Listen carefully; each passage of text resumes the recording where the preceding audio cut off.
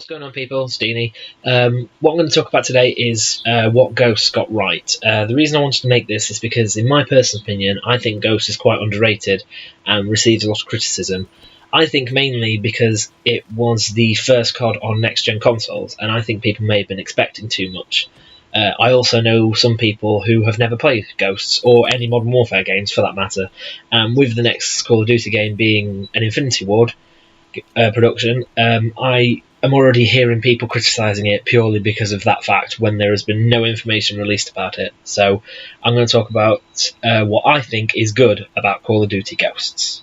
Okay, first of all, it had a solid campaign, one that made you generally feel like you mattered in the world, not just a generic soldier that happened to be the only one that could do anything, like poor old Ramirez from Modern Warfare 2.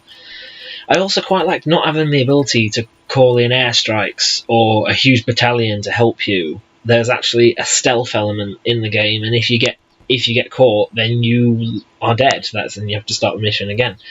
I also quite like the relationship between the soldiers, with them being brothers, and Riley, the dog, was an excellent inclusion, and the story that played out, it just made you want everybody to live, it to have a happy ending, especially Riley, of course. And finally, the campaign's left on a cliffhanger, which meant that I would not object to having a Ghost 2, purely because of the campaign. I thought the campaign was very, very good. Moving into multiplayer, I liked the amount of weapons that you got in Ghosts. I think last time I checked, not including any updates or DLC, it was 42. To give you an idea of what that means, there were 31 in Black Ops 3, not including specialist weapons.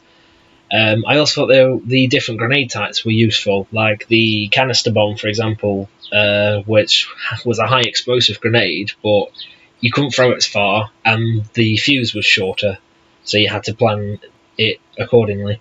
The tactical also had the thermobaric grenade, off the top of my head, and the 9-bangs, where if you the longer you held it, you got an EMP function with it as well, and I thought they were quite useful. We also had a good customization feature on Ghosts. You could change your camo, reticules, calling card, emblems, outfits, and even your gender. And I thought that was quite important because it could expand your audience to get a lot more girls playing Call of Duty. I also quite liked the HUD layout, where you could have your own kill-death ratio in the top corner. If you activated the score, it only appeared in the top right. So it didn't take up the whole screen, so it weren't like you were completely out of the game.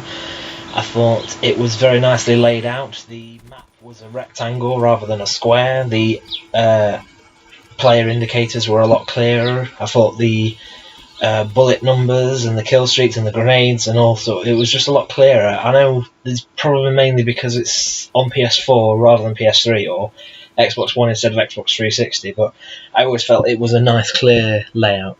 We also had a lot of good game modes, not just your standard TDM, domination, kill confirmed, etc. There was Cranked, where you had to, if you got a kill, you had to get another kill within 30 seconds or you'd explode.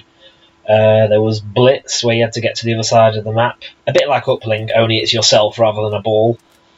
And when DLC came out, there were the fun party games like the Mike Myers one and the Predator one, and DLC was also pretty good in Ghosts. You know, you got your different weapons. The Ripper was an interesting weapon to use. All the extra customization. You even got to change the announcement voices. I think it was Snoop Dogg was one of them, or something like that. Quite a silly idea, in my opinion. I've got a few more good points to make about Ghosts, but they're not worth talking about. I'm just going to put them on screen. Thank you very much for watching. Please like and subscribe, and most of all, I hope you enjoyed the video, and I'll see you next time.